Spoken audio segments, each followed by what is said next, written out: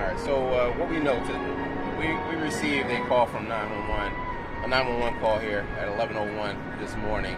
But I'm gonna start you. I'm sorry. I'm gonna start you a few minutes before that. So I guess somewhere around 10:45 or so, there's an incident here where a male is attempting to steal.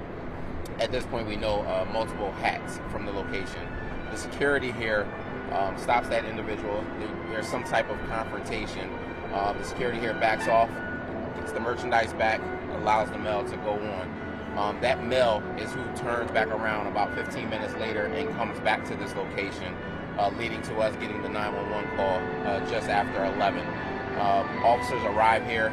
They locate two security guards who are suffering from stab wounds that occurred in the second part of this confrontation. When the male comes back into the store, he immediately goes straight towards one of the security guards and then redirects his attention to a second security guard, who runs directly to that security guard with a knife already exposed and begins to stab him. There's a scuffle with the second security guard trying to save the first guard that stabbed, and that security guard sustains several stab wounds as well, or slash wounds as well. But what both guards are transported to Jefferson Hospital by police that arrive here, and unfortunately, one of the guards is pronounced at 11:19. At this point in time, it is still a very active homicide investigation at this point. The store is closed. In terms of any future announcements regarding the store will have to come from Macy's. But just a tragic situation.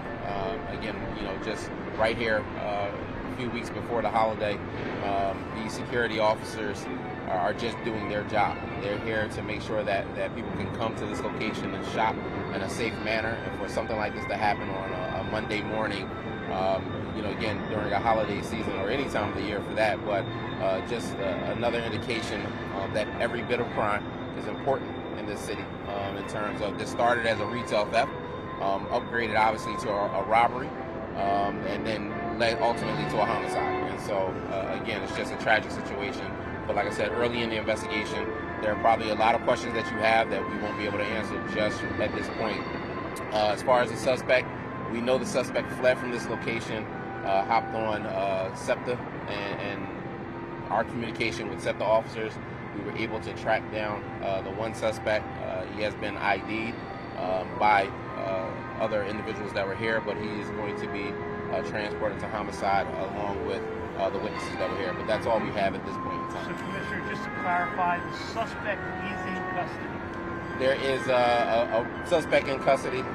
He has been positively identified as being the individual involved in this, but there's still additional work that has to be done around the investigation. And to clarify, because we initially heard 3 people stabbed, 2 only. 2 only at this point in time, yes.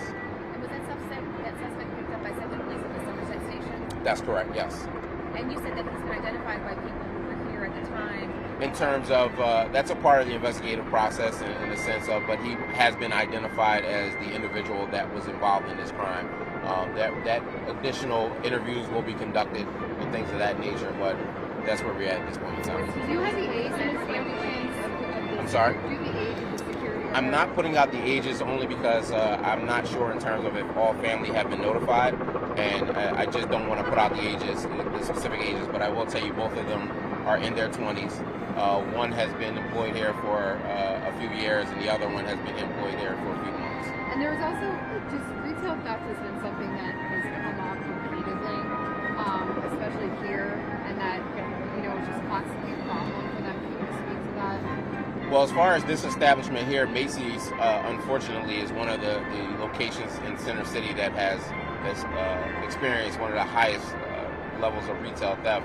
Just year to date, they have over 250 reports of retail theft at this location, and so it is an ongoing situation, an ongoing problem, not just for large chain stores like this, but for retail in terms of businesses throughout the city. Again, it's not any less important as far as on our chain of things to address as far as safety for the city, because as you can see, very important in the fact that what starts out as a retail theft has ended in a homicide here. And so again, it's still a very important crime that we have to continue to work towards making sure that we see a little bit of a decrease in. Another quick question: were these security guards armed by any chance, or not? They are not. They're hired by Macy's, but they are not armed security. Do you know if they're like are they kind of trained to how to encounter somebody who maybe?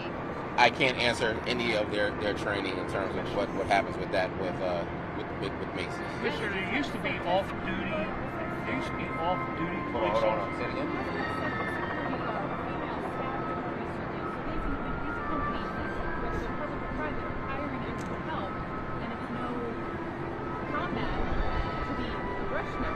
Well, I mean, it's a mentality, unfortunately, that exists, with many of these individuals that are involved in this. I mean, as far as we have a police detail for this specific location several times a week, unfortunately, that it's a higher detail, but it was not for the daytime today. But we do have police here often because of the amount of retail theft that they see here. So to your question, to your point, there are many establishments that have increased their security, whether it be with PPD or just private security, because of some of the concerns. This Macy's during the holiday season is a huge attraction because we have to say to all the visitors and people alike that are just coming around here and this happens. I mean, it's a huge attraction. You hear the music playing in the background. I mean, it's very unfortunate to see, our city experience this. I mean, but I still encourage people to come to our city. Still encourage people to come and enjoy the city as best as they can. But I mean, this is a situation where you can't predict that something like this is going to happen. But quite naturally, this is the work that we continue to do. I mean, I think we've stressed that over and over again that we've done had some significant strides in terms of some of the violent crime that has been reduced in this city through the course of this year. But it's still not good enough when people don't feel safe. And the fact that you have an incident like this occur on a Monday morning at a major retailer in Center City is troubling. And so at the end of the day, it's a big concern for our city. And we have to continue to push. We have to continue to work together because, again, it's just not police. This is every body in the city coming together to try to push to make sure that we are working for a better city and a safer city. I know it's really early, Commissioner. Do we know if he has previous history with police? That I don't know. I mean, again, that will be something that we look into as part of the investigation. It's very early in the investigation, and so don't have that information just How yet. much time was spent between when he initially was caught by security trying to steal the hats? You said that the first call came in at 11:01, and then Yeah, so we weren't called when he initially came here. Security here stopped him. That had probably occurred around 10:45 or so, 10:50. They have an interaction with him when he's stealing hats. That turns into a small confrontation. At that point, they retrieve the merchandise. He exits the store.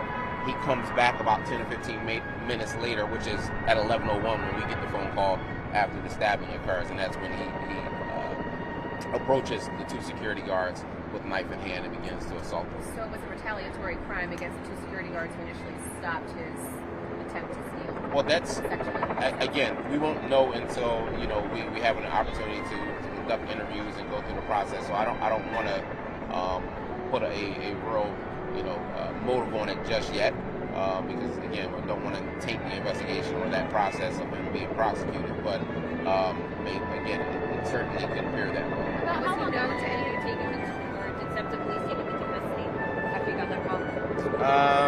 So we were just notified maybe 10-15 minutes ago that he was taken into custody. I'm sorry, probably about 20 minutes ago he was taken into custody at the Center City Macy. All right. Additional updates will come out. If there's any additional information, public affairs will put that out. Thank you, sir.